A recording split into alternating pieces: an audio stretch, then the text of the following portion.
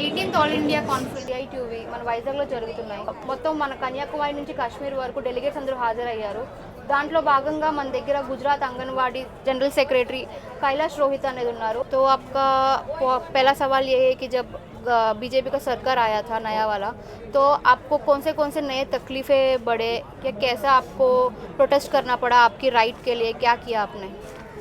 देखो, गुजरात में जब बीजेपी आई उससे पहले कांग्रेस थी।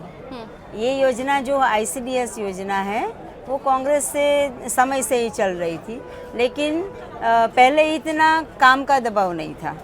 जो योजना चल रही थी, बच्चों को खाना देना था, पोषण देना था और स्वास्थ्य की सुरक्षा करनी थी। ये 2-3 काम ही थे। जो हमारी योजना का 6 उद्देश्य है, वो 6 उद्देश्य पे ही काम चलता था। धीरे धीरे जब बीजेपी सरकार आई तब से उन्होंने नई नई योजनाएं कुछ दाखिल कर दी। फिर इतना शोषण बढ़ता रहा कि अब जो बच्चों की शिक्षा का समय है वो भी बहनों के पास नहीं रहा है। अभी गुजरात सरकार ने बीजेपी के आने के बाद हर साल इतना दबाव डाला है, काम का बोझ बढ़ा रही है। जो नए नए काम आ रहे हैं वो डाल रही है, जैसे कि वो सर्वे का काम आता है, किसी चुनाव का काम आता है, किसी जो बीजेपी का जो प्रोग्राम होता है वो प्रोग्राम में भी सिर्फ आंगनवाड़ी वर्कर हेल्पर को उसमें संख्या दिखाने के लिए ले जाते हैं। लेकिन जब आंगनवाड़ी वर्कर हेल्पर को जब देने की बात आती है कुछ, तब बीजेपी कुछ सुनती नहीं है। इसीलिए गुजरात में स्ट्रगल भी बहुत हुआ है। दूसरी बात यही है कि गुजरात सरकार अभी नारा लगा रही है जब आने के बाद से ही कि गुजरात को हम कुपोषण मुक्त करेंगे। लेकिन कुपोषण मुक्त गुजरात हुआ ही नहीं है, क्योंकि इतने सालों में महंगाई तो बढ़ती जा रही है, लेकिन अगली 6 साल से बीजेपी सरकार ने, बीजेपी गवर्नमेंट में जो बच्चे हमारा जो पोषण ले रहे हैं आंगनवाड़ी में, उसका कुछ दाम ही नहीं बढ़ाया है। मानो कि एक बच्चे का हमें साग भाजी का 10 पैसा देते हैं। साग भाजी बाज़ार में कितना महंगा मिलता है। जब बाज़ार में साग भाजी लेने जाते 20 बच्चे हमारे आंगनवाड़ी में बैठे हैं, तो 20 बच्चे के लिए हम 2 रुपया होता है। 2 रुपये क्या सब्जी हम लेंगे, खरीदेंगे, तब बच्चों को पोषण देंगे। इसलिए सरकार का रवैया है सिर्फ बड़े बड़े नारे लगाना, लेकिन जो असल में जो सुविधाएं देनी चाहिए वो आंगनवाड़ी में नहीं देते हैं। दूसरा ये भी है कि बीजेपी सरकार आने के बाद भी जो आंगनवाड़ी पहले से चल रही है वैसी चल रही है, कुछ किराए पे ही चल रही है। अभी तो किराया देते हैं, जियो निकाल दिया है कि इतना किराया देंगे, लेकिन नहीं देते हैं। जब पहले चलती थी वैसे ही चलती है। अगर किराया नहीं देते तो इस महंगाई में हमें आंगनवाड़ी केंद्र अच्छा जो सुविधाएं वाला मिलना चाहिए वो नहीं मिल सकता है, तो बच्चों को पूरी सुविधा नहीं मिल रही है। दूसरी तरफ पीने का पानी की भी सुविधा कहीं कहीं पर नहीं है, शौचालय की भी सुविधा नहीं है, और बच्चों को जो खाना देना है उसमें भी सिर्फ सब्जी का भाव नहीं है, उसमें जो हमें बाहर से जो मसाला खरीदना पड़ता है, गुड़ लाना पड़ता है, वो मसाला और गुड़ का पैसा भी हमें पूरा दाम नहीं मिल रहा है। दूसरी तरफ MMY योजना हमारे गुजरात सरकार ने निकाली है, बीजेपी ने। MMY में क्या होता है कि जो महिलाएं होती है, सगर्भा महिलाएं होती है, उसको पहली डिलीवरी पे 1 किलो दाल, 1 किलो तेल और 1-2 किलो चना दिया जाता है। तो उसका रजिस्ट्रेशन करते हैं, उसमें रजिस्ट्रेशन में भी लाभार्थी का OTP लेना पड़ता है, उसका KYC करना पड़ता है। वो सब करके भी जो खाना आता है वो एक साथ नहीं आता है। कई 6-6 महीने में तेल मिलता है, 6 महीने के बाद दाल मिलता है, 1 साल के बाद चना मिलता है। तो ये कैसे पोषण हो सकता है? तब तो प्रेगनेंसी खत्म भी हो जाएगा। तब तो प्रेगनेंसी भी खत्म हो जाती है, और 2 साल का बच्चा हो तब तक ही मिलता है, फिर बाद में मिलता ही नहीं है। और दूसरा ये भी कि पहली डिलीवरी पे ही मिलता है। तो हमारा कहना तो, मानना तो यही भी है, और सरकार को भी हम बोल रहे हैं कि जब पहली डिलीवरी होती है महिला की, तो घर के सभी सदस्य उनका ख्याल रखते हैं। उनको ज़रूरत क्या है, दूसरी तीसरी प्रेगनेंसी वाली महिला को ज़रूरत है, लेकिन सरकार वो नहीं दे रही है। पहली वाली को दे के इतना बड़ा बैनर लगा लिया है, MMY योजना का लाभ दे रही है, लेकिन असल में कुछ मिलता नहीं है, और कुपोषण बढ़ता जा रहा है। कुपोषण बढ़ता है तो गवर्नमेंट यही बोलती है कि आंगनवाड़ी वर्कर काम नहीं कर रही है, लेकिन जो सरकार को देना है वो नहीं देती है, तभी कुपोषण बढ़ता है। इसके मामले में हमें बहुत लड़ाई लड़ रहे हैं, अभी भी हमारी लड़ाई चालू है। 2022 में जब चुनाव आ रहा था बीजेपी का, तब हमने जो स्ट्रगल किया था, 3 दिन का हमने 13 दिन का हड़ताल किया था, लेकिन लास्ट में 3 दिन पे जो हड़ताल हुआ उसमें सभी गुजरात की सभी 1 लाख आंगनवाड़ी में से 80% आंगनवाड़ी सब केंद्र बंद हो गए थे। तब सरकार ने हमको बैठक में बुलाया, और तब बैठक में बुलाया, तभी चुनाव था इसलिए बुलाया था। लेकिन अभी चुनाव था तो बुलाया और उसका समाधान भी हुआ। हमें वेज भी जो हम मांग रहे थे, हमें न्यूनतम वेतन मिलना चाहिए, वही वेज मांग रहे थे। लेकिन इस बार सरकार ने क्या किया कि अभी सभी लोग स्ट्रगल में थे, सभी योजना वाले, तो हमें एक बोल दिया कि आपको 2200 रुपया हम बढ़ा रहे हैं, आप अभी ले लो, फिर बाद में वो बजट आ रहा है उसमें हम देंगे।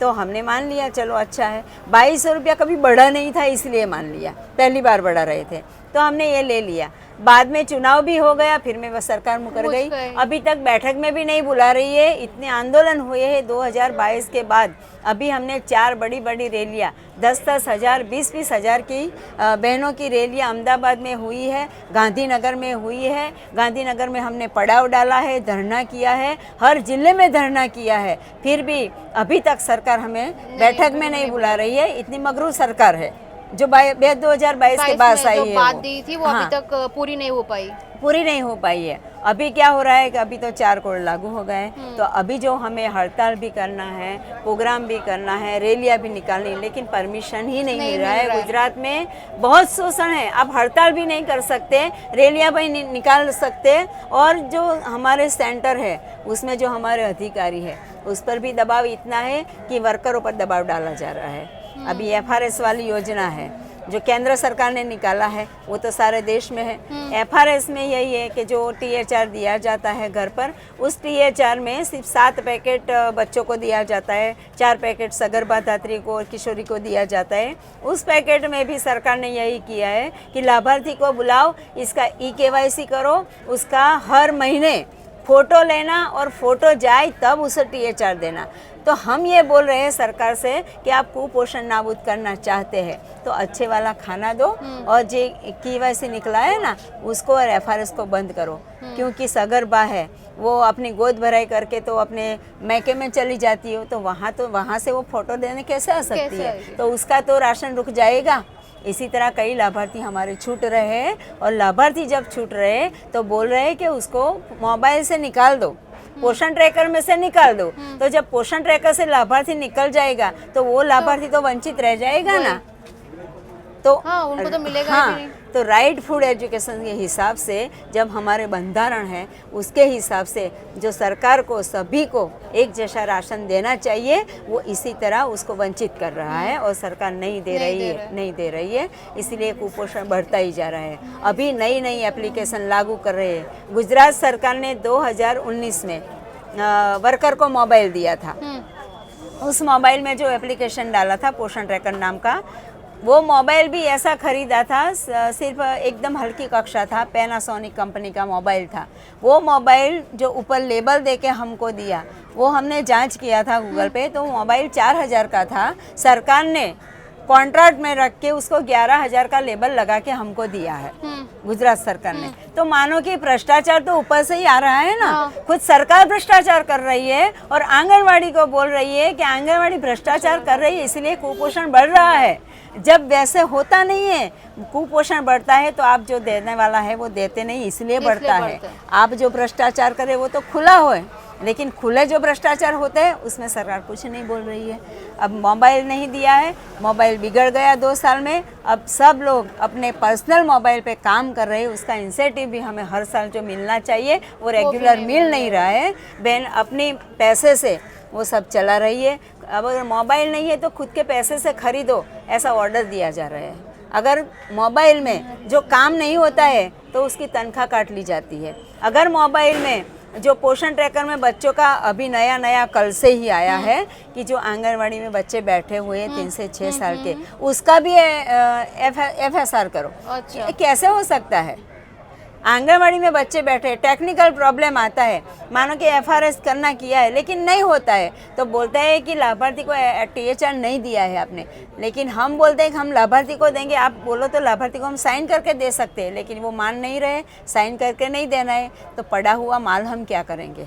वो पड़ा हुआ माल है, तो सरकार बोल रही कि लाभार्थी को पहुंचता नहीं है, तो कैसे पहुंचेंगे? हम बीच में पीस रहे हैं, सब लोग लाभार्थी पीस रहे हैं, वर्कर भी पीस रही है। अभी बच्चों को 3 से 6 साल के बच्चों का भी FRS बोल रही है। 3 से 6 साल के बच्चे जो आंगनवाड़ी में बैठे उसका FRS हर रोज़ देना पड़ता है, तो हर रोज़ FRS करेंगे, लेकिन 20 बच्चे बैठे उसमें 5-6 का FRS जाता है, बाकी का नहीं जाता है। ऊपर 6 बच्चे दिखते हैं तो बोलते हैं कि आंगनवाड़ी में बच्चे कम आते हैं, आंगनवाड़ी में बच्चे बुलाते नहीं। लेकिन आप जाँच करो, आके जाँच करो, देखो आंगनवाड़ी में कितने बच्चे बैठे। आप सुपरवाइजर रखा है, CDPO रखा है, क्या करेंगे वो लोग ऑफिस में थोड़े बैठे रहेंगे, उसको भेजो देखो। लेकिन वो सरकार ऐसी जांच नहीं कर रही है, सिर्फ मोबाइल से काम चला रही है। अगर मोबाइल में टेक्निकल प्रॉब्लम आता है, अगर वो काम नहीं होता है तो आंगनवाड़ी वर्कर की तनख्वाह काट दी जाती है। आजकल नया सरकार डिजिटल हो गई ना, तो हाँ, सब कुछ डिजिटल में ही चलता है। डिजिटल में चलता है, यही हमारा दिक्कत है। अभी बहुत आंदोलन गुजरात में हो रहा है, लेकिन अभी तक ऐसी सरकार हमने नहीं देखी है कहीं भी। जो बीजेपी सरकार जो जुल्म डाल रही है वो कहीं भी हमने नहीं देखा। ये पहली बार ऐसा हुआ है कि 2022 के बाद जो नई सरकार आई, बीजेपी में जो नए लोग आए हैं, वो लोग इतने मगरूर लोग हैं और सिर्फ उद्योगपति के फेवर में हैं, ये बोलना चाहूँगी मैं।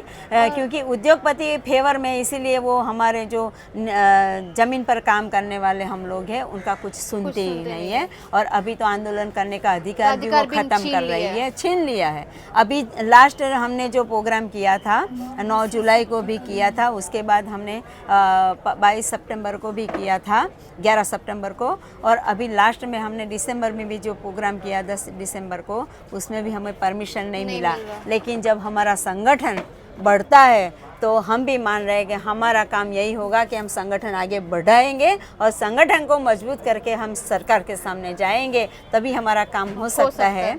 वरना ये सरकार हमारा कुछ नहीं सोच सकती, ये तय है। अभी गुजरात में आपका क्या आपका कैसा चल रहा है कि ये बेटी पढ़ाओ बेटी बचाओ का क्या मतलब, वो कैसा चल रहा है? बेटी बचाओ बेटी पढ़ाओ, हाँ वो बीजेपी वाले स्लोगन ला रहे हैं, लेकिन स्लोगन सिर्फ पर्दे पे रह जाता है। क्योंकि आंगनवाड़ी में भी ये काम दिया, सरकार बोल रही है बेटी बचाओ बेटी पढ़ाओ, तो आंगनवाड़ी तो बेटी है ना उसकी, तो बेटी है, तो बेटी को ये काम दिया जाता है कि जो सुबह 5 बजे जो शौचालय जाता है, वो आदमी हो या औरत हो, उसको 5 बजे जाके उसके सामने जाके सीटी बजाना, क्या ये बेटी बचाओ है? क्या? हाँ, तो ये वर्कर लेडीज है, वो सरकार नहीं देखती कि ये लेडीज है, ये भी बेटी है, तो बेटी क्या सीटी मारने जाएगी? वो सरकार नहीं सोचती है, सिर्फ नारा लगा रही है बेटी बचाओ बेटी पढ़ाओ का, बस पर्दे में ही है। पर पर्दे में ही, और कुछ नहीं है। इसी तरह और नारी सशक्तिकरण का नारा लग रहा है। नारी सशक्तिकरण ऐसे कैसे होता है? जो नारी है उनके लिए काम करती है, देश के बच्चे का भविष्य सुधार रही है, उस बेटी का ही शोषण हो रहा है, तो नारी सशक्तिकरण कैसे हो सकता है? Thank you.